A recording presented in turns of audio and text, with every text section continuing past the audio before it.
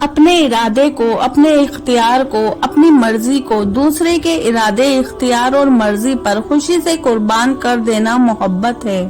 یا اللہ، میں خوش ہوں تیری رضا، تیرے فیصلوں پر، جو تو چاہے وہ ہی عطا کر دے، مگر مجھے صبر دے، ہمت دے، حوصلے بلند رکھ، مجھے کمزور نہ کر، مجھے بخش دے۔ اپنے دکھ، اپنے سکھ، اپنی کمزوریاں، اپنی فیلنگز کسی کے سامنے بیان نہ کرے، خود پر قول چڑھائیں، یقین مانے یہی آپ کے لیے بہتر بلکہ بہترین ہے۔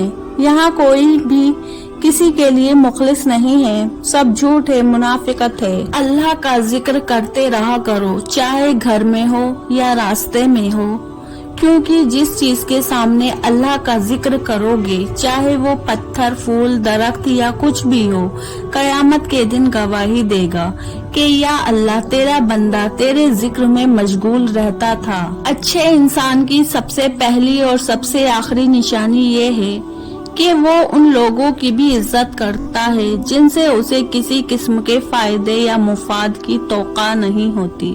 خوش اخلاقی رزق کی وہ اعلیٰ قسم ہے جو بے حد خوبصورت مقدر والے کو ملتی ہے۔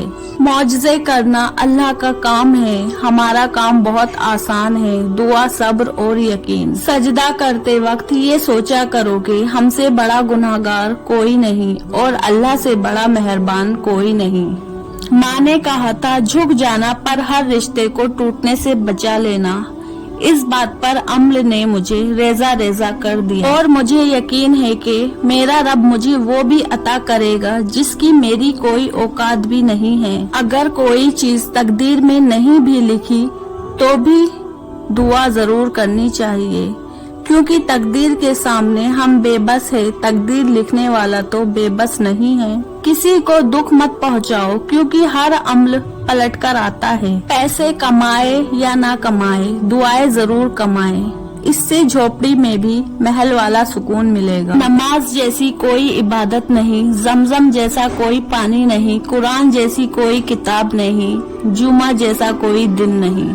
پوچھا گیا جنت کتنی دور ہے؟ آپ صلی اللہ علیہ وسلم نے فرمایا جنت 2 قدم پر ہے، پہلا قدم نفس پر رکھ دو، دوسرا قدم جنت میں ہوگا۔ کسی کو چاہنا ہو تو دل سے چاہو، زبان سے نہیں، اور کسی پر غصہ کرو تو صرف زبان سے، دل سے نہیں۔ الحمدللہ کہنے کی عادت ڈالو، کیونکہ اللہ شکر گزاروں سے بڑی محبت کرتا ہے۔ زندگی آسان نہیں ہوتی، اسے آسان بنایا جاتا ہے، کچھ صبر کر کے، کچھ برداشت کر کے، اور بہت کچھ نظر انداز کر کے۔ اگر تم کسی کو چاہو تو دعا سے اس کو مانگو، اگر دعا سے بات نہ بنے تو سمجھ جاؤ کہ کوئی ہے جو تمہیں اس سے بھی زیادہ شدت سے مانگ رہا ہے۔ نکاح مسجد میں ہو اور جہیز میں ایک قرآن اور ایک جائے نماز ہو، مٹھائی میں کھجور ہو اور ہر حق مہر میں فجر کی نماز، بس اسے کہنا زندگی میں جب بھی کبھی ٹھوکر لگی